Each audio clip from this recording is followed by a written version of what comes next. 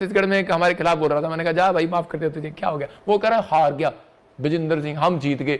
मेरे उसने ये नहीं कहा, उसने कहा क्रिश्चियन लोग हार गए और हम जीत गए। तो मैं एक वीडियो दिखाना चाहता हूं भाई साहब, विजेंद्र सिंह ना कभी हारा और ना कभी किसी को जीतने दिया। पहली गेंद पे छक्का मारता हूं, वो देखो, दिखाओ जरा, दिखा इनको, ये देखो गेंद आ रही है और ये आगे बढ़ के मारा छक्का।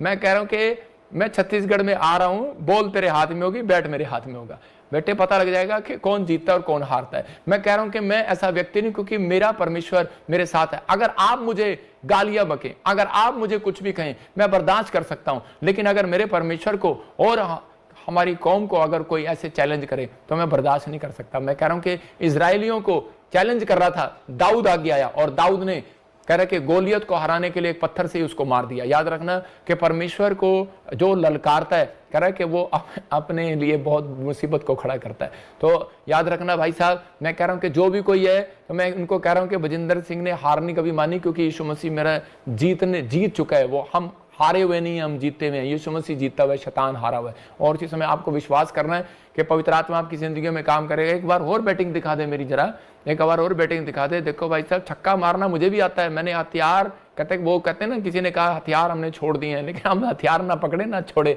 लेकिन मैं कह रहा हूं कि हमने बैट और बॉल हमने भी चलाना सीखा है, कि छक्का मारना हमें भी आता है भाई साहब। वो देखो कहा जा रही है गेंद।